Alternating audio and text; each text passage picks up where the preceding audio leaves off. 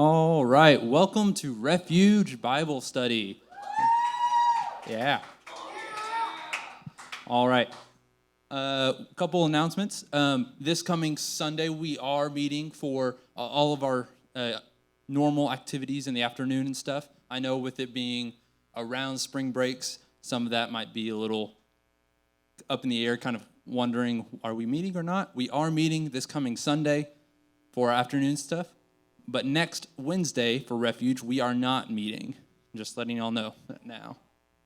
Yeah, I know, very sad about that. Spring break. Well, that's actual spring break. This is spring intercession. It's spring break, but not spring break. Yeah. All right. So I'm going to say a prayer for us, and by the time that I say amen, hopefully the Lord will provide our Refuge band. Lord, thank you so much for this wonderful time that we have together, that we get to come together, that we get to look into your word, Lord. I thank you for each of our students who are here, and I pray that you open their hearts, Lord, that you reveal something new to them, Lord. I thank you for Tommy for being here as our guest speaker, and I just pray that you let his words be your words, Lord, that your words are what come out of his mouth, Lord. I pray that in everything that we do and we say and we sing, Lord, that it's all for you. It's your name that I pray. Amen. Hey, here they are. Refuge band. Amen. Give it up together. Yeah. Well, as you can see, quite a few of us are missing. Thanks to missing. Not really. Not really. Okay. We had a good friend step up. Emily, give a hand to Emily. Yes, step this up is Emily. She'll be singing for us tonight. This is Clay. You already know him, so I don't need to introduce him, but I just did. All right. We're going to keep praying, too, for our friends that are in Rio Grande Valley, building houses and putting all their work together, getting their hands dirty, but also our friends traveling on spring break and all that fun stuff, right? How many of y'all are on spring break right now? Almost everyone, yeah? Well, good. Well, we're going to have some fun tonight, so y'all go ahead and stand up. Sally, what are we going to be singing about? Let's sing tonight about giving thanks to God for letting us build our lives upon his name.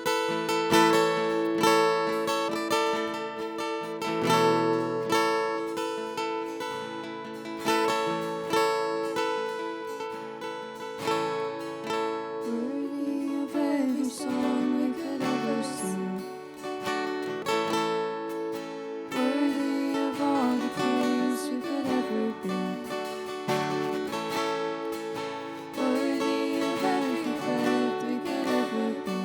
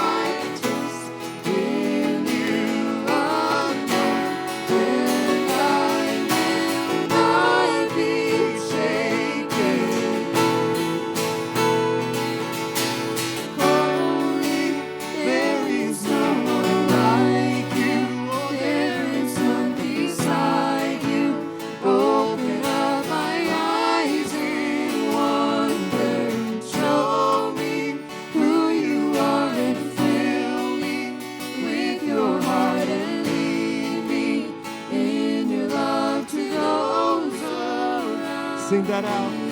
Holy, there is no one like you. There is none beside you. Open up my eyes in wonder. Show me who you are and fill me with your heart and lead me in your love to those around me. Amen. Give him a hand this night.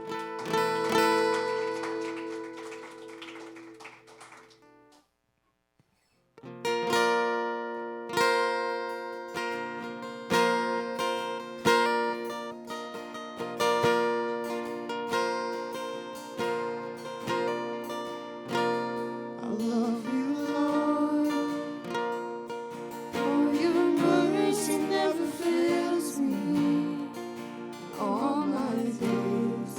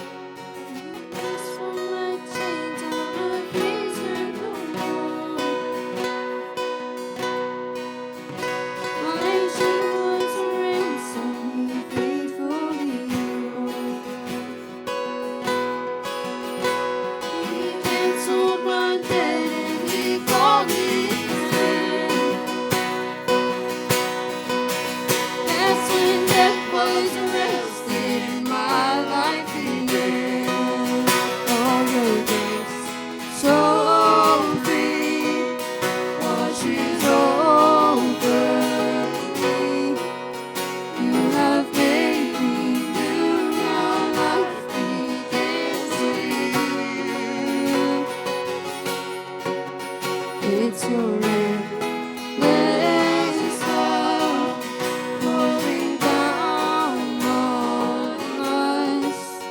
You have made us new. Now life begins with you. Our Savior displayed on a criminal's cross. Darkness rejoiced and so heaven and rose. But then Jesus arose with our freedom in hand. That's when death was arrested and my life began. Oh, your grace so free washes over me. You have made us new. Now life begins with you. It's your endless love pouring down on us. You have made us new. Now life begins with you. Oh, we're free, free, forever we're free. Come join the song for the redeemed. Yes, we're free, free, forever, amen. When death was arrested, my life began. Death was arrested and my life began. That's when death was arrested and my life began.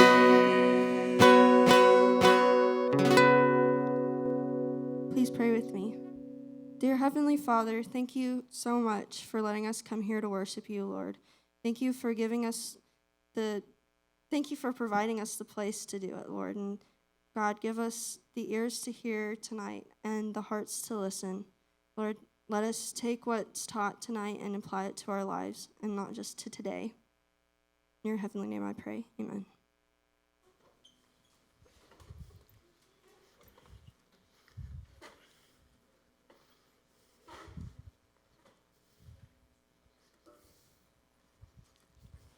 Thank you, bud.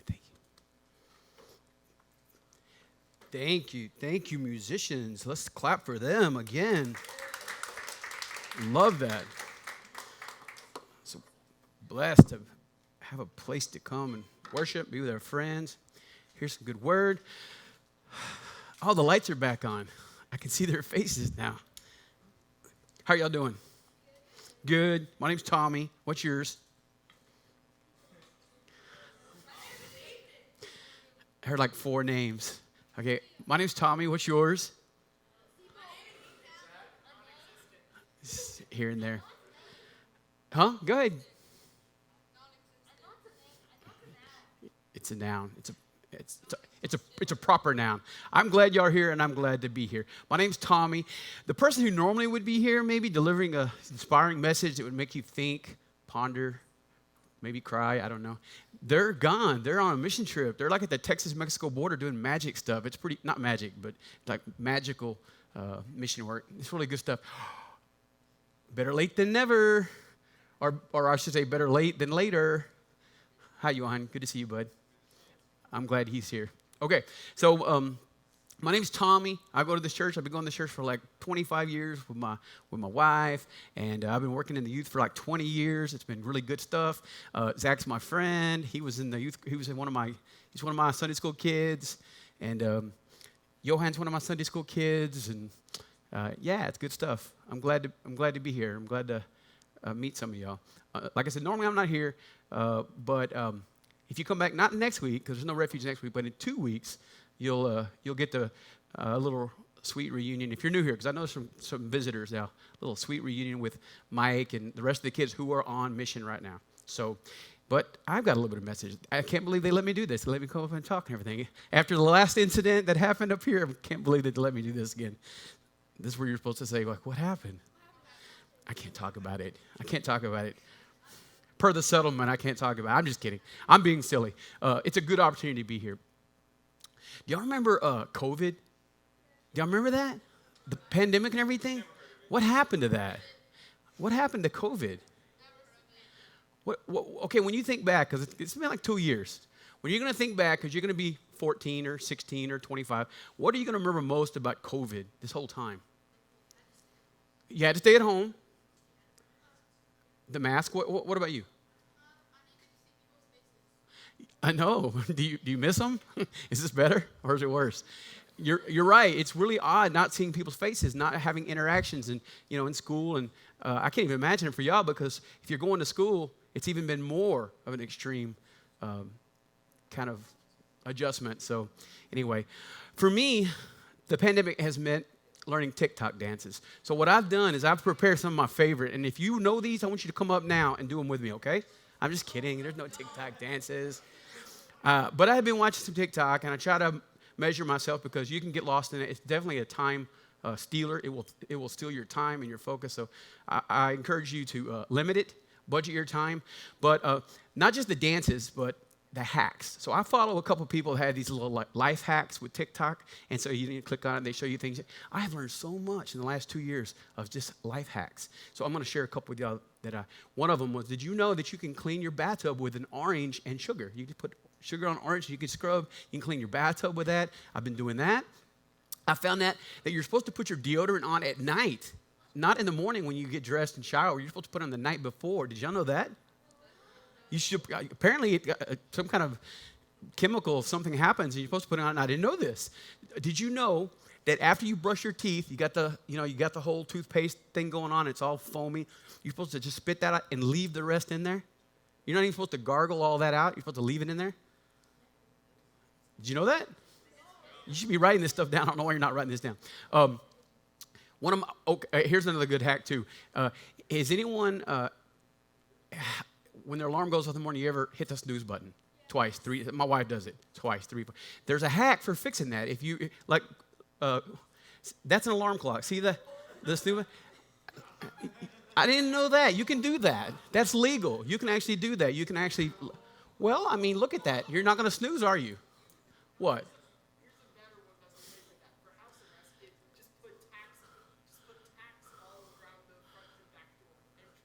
For like security or? Well, okay, we're not home arrest. We just like to snooze. We're a little bit lazy. Okay, so pandemic's passed. I wanted to share some of those with you.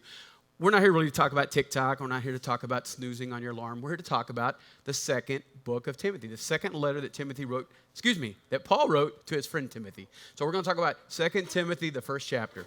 Is anybody in high school? Is anybody in Soul Sisters? Is anybody in politics? You might have spoken about this on Sunday. You might have covered a little bit of this on Sunday, and I'm going to kind of integrate some of it into my message today. We're talking about Paul, okay? We're talking about Paul. We're talking about his friendship with Timothy. We're going to talk about how that was important. And what I'm going to do for you today is I'm going to share with you what I call 4 life hacks from 2 Timothy. So if Paul was around today and he had a TikTok account and he was a good creator, he might put these hacks on TikTok for you. So I'm going to share them with you today. So without any further ado, my presentation is called 4 Life Hacks from 2 Timothy. Now, so that's where we are now. We can go ahead and click to the next one for me. My assistant today is Max right there. See, Max? Max, you're so young. In the very first, so here's what's happening. Let me give you a little background real quick. Paul is the Apostle Paul. He calls himself an apostle right here in this letter. He is completely devoted to God's will. He's got a young buddy named Timothy. He finds himself in jail. He's in the slammer. He writes a letter to his buddy Timothy, and he's encouraging him. And in these first few verses of the first chapter is what we're going to talk about today. So this is really a letter from jail. He's writing to his young buddy Timothy, so we'll talk a little bit about it. So he calls himself first an apostle of Jesus Christ according to the promise of life in Jesus Christ. He's an apostle. He's saying he's an apostle. He's saying, I'm about God's will. I'm not about my own. This is everything I'm doing here, Paul says, is about God's will for you and for us. He also, when he says, and the promise of life in Jesus Christ, when he's talking about the life, it's something real to him. Because at this point in jail, he doesn't really know if he's going to get out of jail. he don't know if he's going to get the death penalty because the Romans are pretty much tired of him. So execution may be in his future. As it turns out, he wasn't killed in this stay in jail, but he was arrested at a later point after some more ministry and another mission trip or so, and he was executed for his faith. But in this letter, it's really, really pressing on his mind this sense of life and death. This is either the last letter that he writes or one of the last letters that Paul writes. Certainly the last time he's going to talk to Timothy. But this is him addressing the church. He's taken Timothy under his wing. It's been 30 years since Jesus has passed away and resurrected, 30 years of Paul living out this faith, and Timothy is basically his mentee. He's a mentor. So hack number one. This is hack number one for our lesson from 2 Timothy is get a mentor. Did anyone have a mentor in their life? No one has a mentor? If you have a mentor, raise your hand a little bit. Yes, a little. Okay. That's fine. You sort of kind of have a mentor. Maybe you have something more informal and you wouldn't call it a mentor, but maybe it's somebody a little bit older. They have some life experiences, and they really are a resource for you. It doesn't count your family. That's different. Those are relatives. Exactly. So as you go through Sunday school and you come to Refuge, you sit in big church, you understand that God does some crazy, wonderful, miraculous things. God does wonderful things, and most often he does those things through people. A mentor may be one of those people that he does these things through. And to paraphrase a commercial, a mentor knows things because a mentor has seen things. They've been around, and they're like I said, it's a great resource. Paul tells Timothy in the first chapter in verse 13, he says this. He says, hold fast the pattern of sound words which you have heard from me. And this implies two things. Paul's telling Timothy this. One, hold fast to the pattern of sound words. He has established a pattern of sound words, of truly a routine of wisdom, of goodness that he's sharing with Timothy. And Paul says, hold on to this. This is something you're going to need. But he also says that Timothy might have to hold on to this because there might be someone ready to come along and snatch it from him. So the faith that you have may not be, it may be something you need to guard. Matter of fact, we talk about it a little bit later in this lesson. Your faith may be something you need to guard because there may be someone or something that wants to come and snatch what you've acquired. So when I'm thinking about mentors, I'm a movie guy, so I like movies, so I'm starting to think in my mind, what are some movie examples that we can kind of connect with and we can get just a different idea of what a mentor is, and you may recognize some of this. So in one of my favorite movies is Lord of the Rings. So Frodo had a mentor. Who was his mentor? Gandalf on the front row. Nerd alert. Okay, and said, no, just kidding. Love this guy. Okay, and then, hold on just a minute, Max. Let me see. Another example I had was Cinderella. Cinderella had a fairy godmother. All right, there you go. Good deal. And let me see. My next one is Luke Skywalker had a Yoda? Obi? Yoda or Obi? Show us, Max. They said both. It's both. There's both in there. Yeah, he was lucky. He had two mentors. He had Yoda and Obi-Wan Kenobi. Shh. What? I haven't seen the last movie. I'm trying not to spoil here.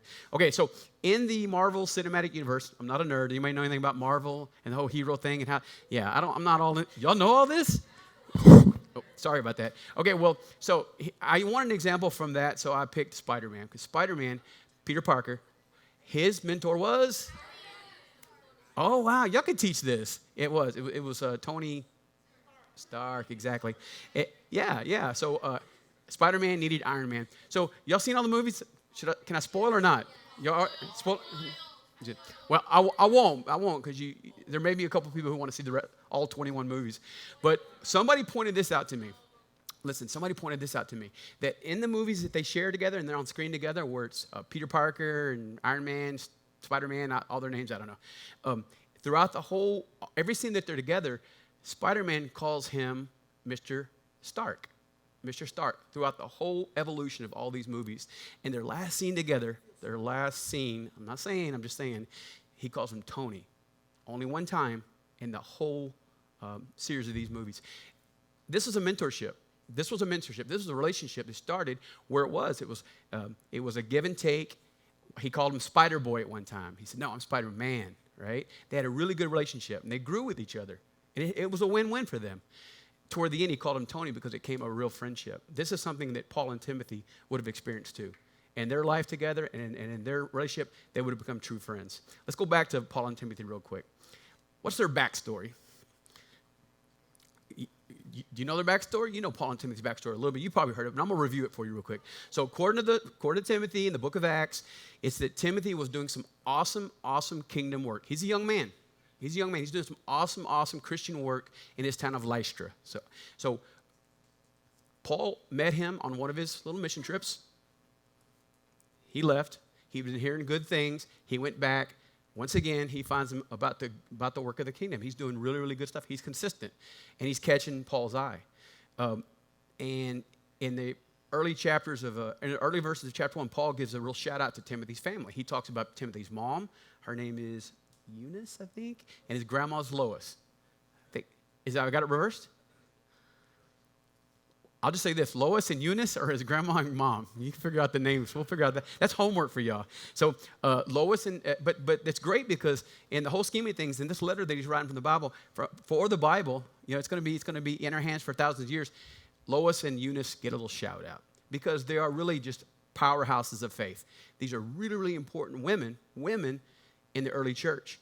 And they had a distinct, very specific role in Timothy's life, young Timothy. Because another thing that we find out is that Timothy's dad was Greek, which might mean that he was more of a thinker than a believer, and he might not have been a follower of Christ. He might not have had the full revelation and knows what it means to submit to Jesus. So he may not have been. Now, maybe later something happened and that changed, but the Bible's pretty much silent on that. My point in telling this is that that Paul might have lived in a divided home spiritually. And he might have had a strong mother and grandmother, but he might have had a father and a grandfather that weren't believers. And that might have caused a little bit of friction. You can imagine how it would cause friction in any family. That might be what he experienced at that time. Maybe it was important for Timothy at this time to have a really strong Christian man in his life. And that's exactly what Timothy was. It was almost like it was meant to be. This is what we see in the book of Acts and also in the letters to Timothy. So upon leaving Lystra for the second time, he goes to Lystra, sees Timothy again. He says, hey, why don't you tag along with me? I got work to do. Why don't you come with me on another mission trip? And Timothy agrees. He says, sure. And this was an enduring, very positive relationship between Paul and Timothy. So this is a picture of mentorship and of kind of a fraternal Christian love that they have for each other. This is a great picture for us. So it's, like I said, it's a win, not even just a win-win, it's a win-win-win in this situation because it's good for Paul. Paul's building a legacy here. He's basically contributing to the future of the church. Timothy is learning the ropes, figuring out how to do things, and the kingdom wins as well. God's kingdom wins as well. This is a really good opportunity. Paul calls Timothy his beloved son there. You see in the second verse, he calls him his beloved son. It's a pretty tight relationship. It's really a good thing. I was thinking about this also. I'm going to kind of shift back to our movies, and I mentioned that Timothy may have lived in a home that was spiritually divided, right? And so he may not have been able to count on two full-fledged parents pouring a bunch of Christian love into him. And this is something that also recurs in the movies that we watch. So Max and I put together a couple of images here. I want you to see some examples here. Superman is one of them. This is a movie character. He lost his dad on planet Krypton. He's like an orphan. He came to Earth. But also, you'll notice that Luke and what's her name? Yeah, I was just testing you. Luke and Leia, right? Orphans. Also, next, Cinderella. She didn't have her mom, and she definitely had some stepmom issues. I don't know if anybody's got stepmom issues. It happens, but she had stepmom issues. What about this guy? That's Bruce Wayne, a.k.a. Batman. He saw his mom and dad murdered in the street, right? So he definitely had a void in his life. He definitely needed a mentor. What about Peter Parker? Peter Parker was already lost his parents and then went to live with his aunt and uncle, and then his uncle died. Am I right or what? Am I right? All right, good deal. What about Tarzan? That's not his mom. That's not his mom. What about this guy, Nemo? No, that's Nemo. Is Nemo blue? No. Say it again. Y'all know that? It's like this on the second row. I feel so bad for you. Okay, so how do you know the difference? Is it the fin or is it the... There's no scale. How do you know?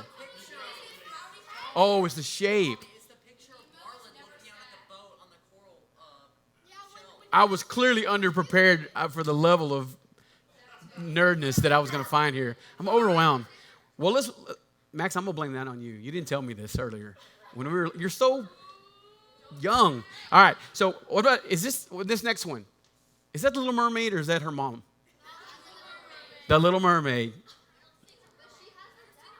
What? I know, but she doesn't have a mom and a dad. That's my point. There's a void. There's something missing. There's something missing. What about Dumbo? No. Look it up. What about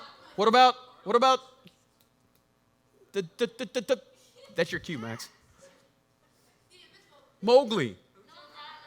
That's the Jungle Boy. Wait a minute, that's you. Take your glasses off. All right.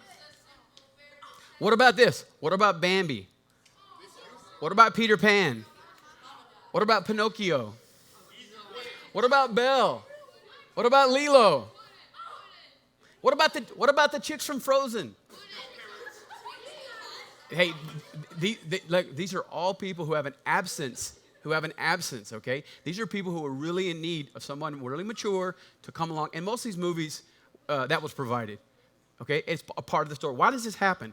Imagine this. You're orphaned. First off, you're orphaned, and you got to save Gotham City or the galaxy or Arendelle or whatever. Imagine that. You got a lot on your plate. You got a lot to do. It's a lot of pressure. So the point is that these characters here, they have, well, no, they need a sensei.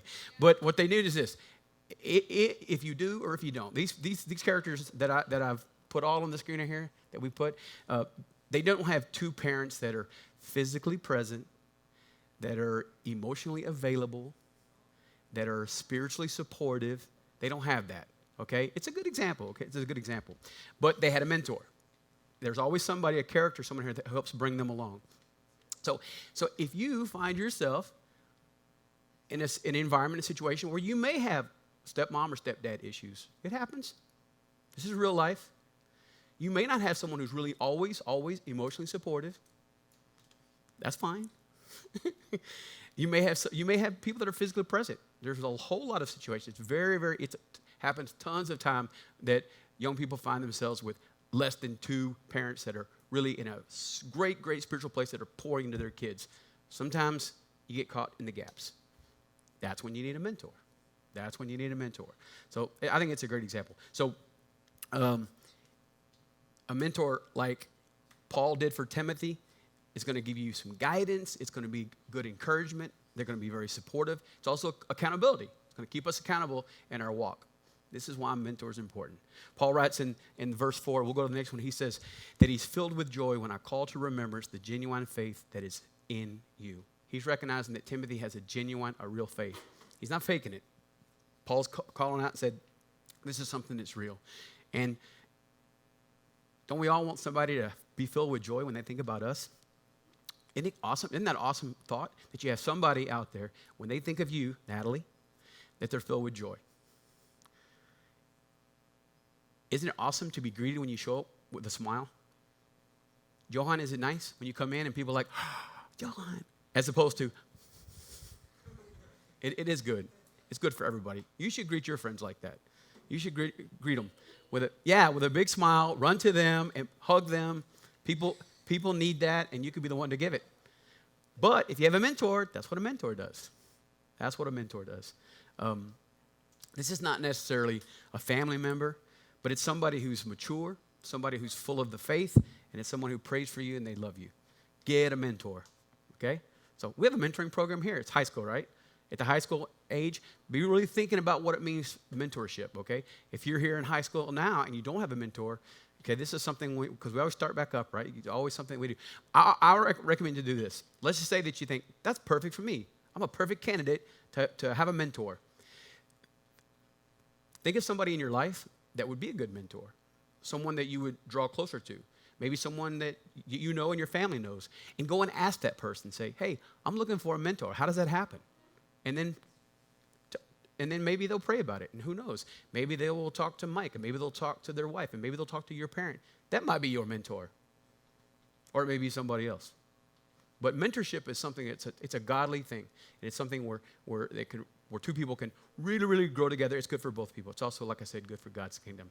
Okay, so hack number 1, get a mentor. Hack number 2 that we find in the second letter from Timothy is disregard the haters. Ignore the haters. Haters. Okay, so this is a sad principle. I'm going to tell you now. If you don't know it, if you haven't heard it, this is a little bit of a downer, but I'm going to tell you. If you're doing what's good, right, in your life, you're doing what's right, you're doing what's noble, what's helpful, what's productive, you're doing what seems logical to you. Maybe somebody even very close to you is going to question you, they're going to criticize you, and they may even condemn you for doing that. That's not fair, is it? That's not fair. It's going to happen. It's going to happen. That exists while you're 12 years old. It will exist when you're 22 and when you're 52. That's going to happen. There'll be people around that are just negative. Why does this happen? Somebody tell me, why does it happen? Sir? Somebody ate their ice cream? Is that just a church answer? I'm going to need more. I'm going to need you to go a little deeper. He just said sin. It is sin, but what specifically? Go deeper and come back to me. Huh? Ooh, that's very good. There's maybe some unresolved issues themselves. Yes, sir. That's one of my answers. Jealousy. Have you been looking at my notes? All right. Boy, you went really deep. You went all the way back to. That's true. Well, in your school, later on when you get a job, even if you work in church, you're going to have people, you're going to have some great ideas, and somebody's going to greet those ideas with, we've never done it like that. Or they're going to say, that'll never work. Or they'll say like, thanks, but no thanks. Okay, and it's a really, really good idea.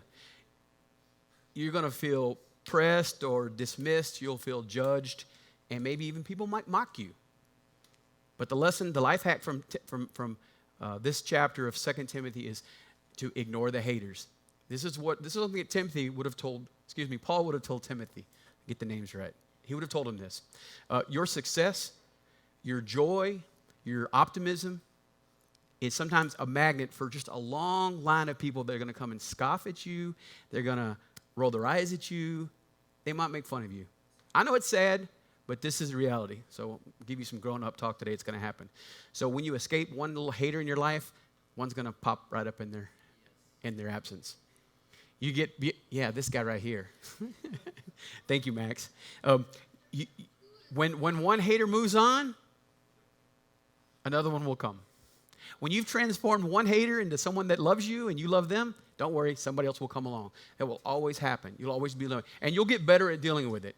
And I know it's frustrating, but this is real. This is real. This is a really sad part of the world, grown up or for kids. So, I don't know who that guy is, but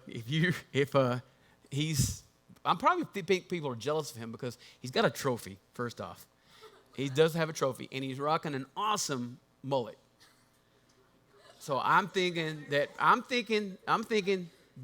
people are probably jealous of some of what he has. He just guys just doesn't care. Sometimes it's nice to not care.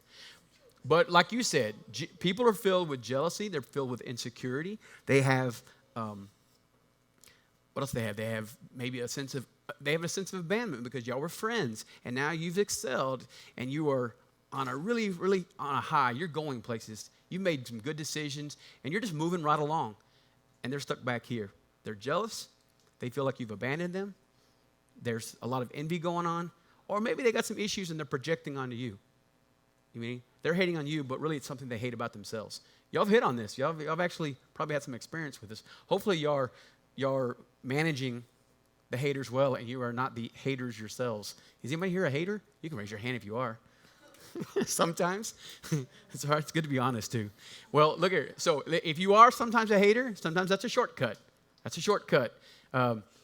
And it's really not acceptable, because this is what's going on. You really need to go a little bit deeper inside and see what's going on and resolve those things. So the pressure of being judged for your success or for your joy or for the good things that you're doing, it's scary. And it's scary enough to make you kind of want to hide your faith, hide yourself, just check out of the world. But you can't do that. That's not what we're called to do. Or maybe we feel like hate them right back, like double. We're like, just switch it up all the way to 11 on the hate.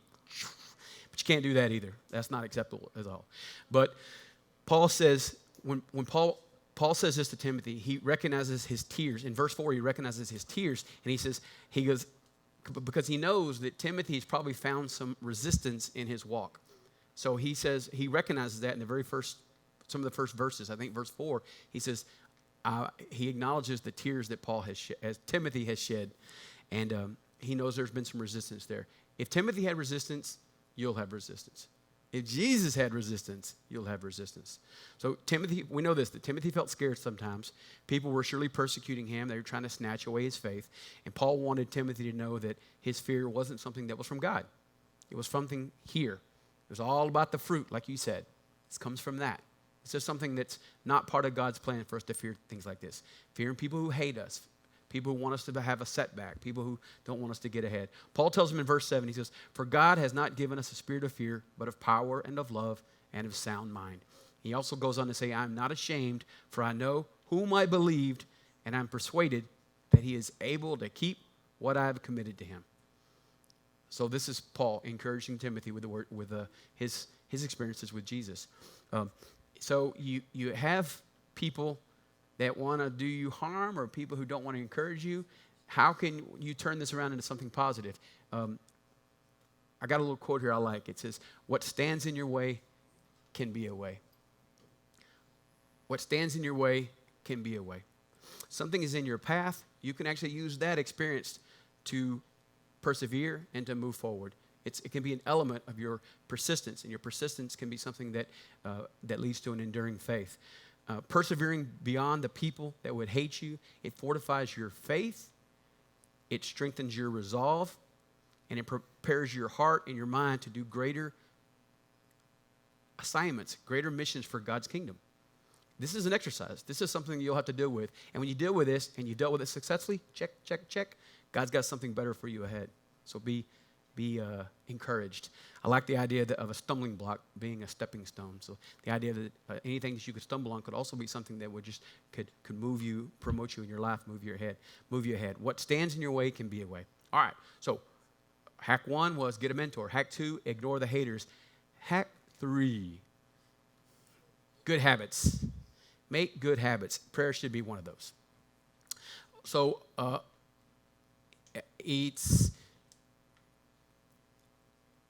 I got a slide here. Click it one time there, Max, and see what we can read here. It says, I wrote this: hide his word in your heart in his hand, and his hand in your life. You follow this. These are elements of of the beginning of some very good habits. Check and see if it corresponds to the habits that you're doing right now. Hide his word in your heart in his hand, and his hand in your life. How can we recall 100 movie plots, tons of tips or tricks or cheat codes on your video games, numerous TV episodes, or like I said, songs, but we don't know God's plan for us? We haven't put the same work into knowing what God's plan is for us. How can that be? There seems like there's a disconnect there. It's been said that our habits, there's a slide right here too, I like this. It says, our habits are too light to notice until they become too heavy to break. Think about that for a minute. You gotta read that to yourself. Your bad habits are too light to notice until they become too heavy to break. So you can think to yourself, you don't have to scream out loud, the habits you have, that you know these habits are not getting you closer to where God wants you to be. Think about these habits. And you dismiss them because it's not that big of a deal. You don't even notice them until you do notice them. And they're overwhelming at that point. And they've overwhelmed you, and they've overwhelmed your life. And they start finding themselves between you and the things that God has for you, whether that's school, whether that's your relationship with your family, or maybe it's your relationship with God. These little habits can become really, really something that's insidious. That's a good Marvel Cinematic Universe word, insidious. I like that. What we need to do is we need to take these bad habits, do a little inventory, take these bad habits that are getting between you and God, like an obstacle, and exchange those for good habits. And this is something that Paul has for Timothy as well.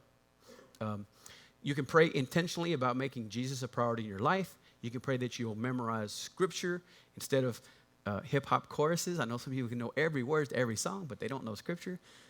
If that's you, do something with that. You can pray that you can be emotionally and spiritually prepared for the message you're going to hear on a Sunday morning or the passage that you're going to read before you go to sleep. Pray just really fervently that God has something special for you, and get serious about it. Paul's approach. So while in jail, the slammer, what's another word for jail? The hokey. I like that. What else? Nah, it's not torture. I'm not thinking of that one.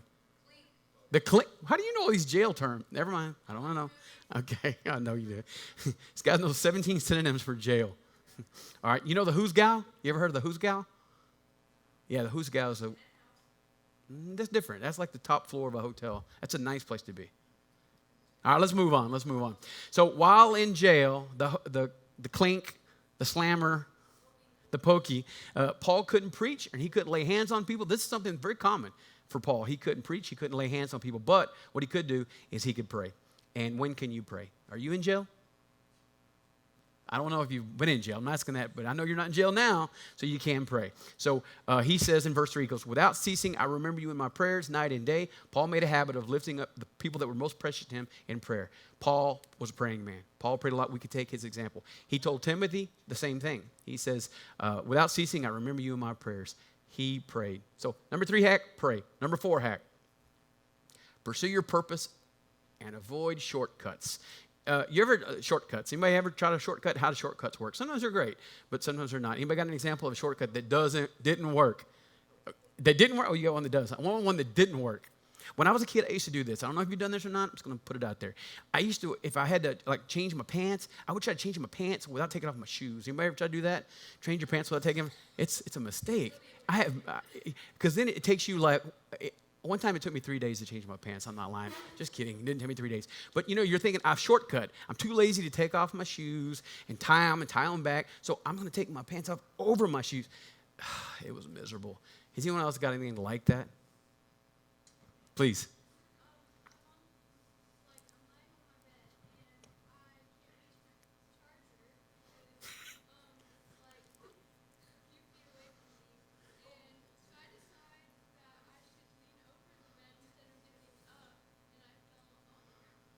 On the cat, and the cat died.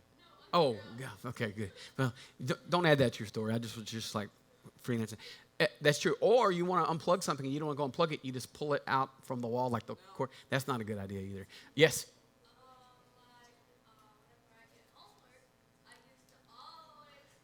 Cheat. Oh.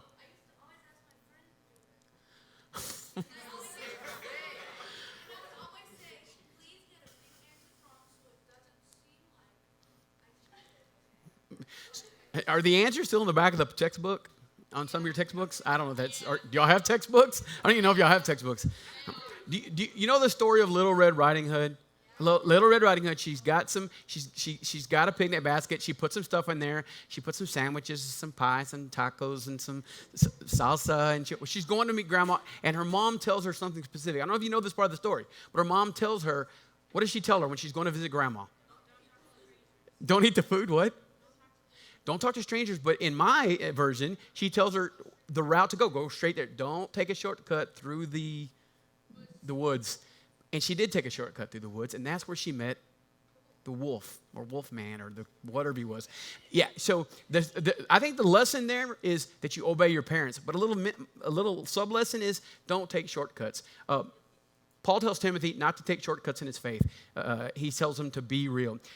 So Little Red Riding Hood, get rich quick schemes. One time I got an email that said I had inherited a bunch of money from a Nigerian prince. I was for sure that I had actually won what? Scam. So I clicked on it. See? And then I just wanted some personal information, so I put in some banking information. What could go wrong? I thought I would be rich, and I wasn't. No, it's a scam. I didn't really do that. But, get rich quick. That's a shortcut. These are all examples of shortcuts. You can buy things to make you happy. Anyone ever goes, I need to go shopping because I feel sad? It's really a shortcut. It's a shortcut, people. Buying a new pair of shoes is not going to change your life. Unless you're Cinderella, and then a new pair of shoes to change her life. Okay, so these are shortcuts. Also, what about with your friends, your little peer group? They want to do something bad. You just want to go along so you can get along. You ever go along to get along? Who's going to know? Yeah, that's a shortcut. That's a shortcut to get where you want to be. And this is something that Paul's telling Timothy, don't do it. There are phony baloney people in your life, okay? They're fake. They're fake. They're fake. There are some people who are pretending to be, there are people who are pretending to be really, really strong Christians. But like we might have talked about a little bit Sunday, it's a caricature. They take what they think a Christian should be, they say the right things, they go to the right places, but their heart's not right. And Paul is recognizing Timothy as the opposite of that. He said, you have a genuine faith. They have bad habits. They're perpetuating bad habits. And they need something to change in their lives. In verse 5, Paul describes Timothy's genuine faith. Timmy's not faking it. Timothy's not faking it. He's the real deal. So like Timothy, your ultimate purpose in your life is to fulfill 100% of your potential.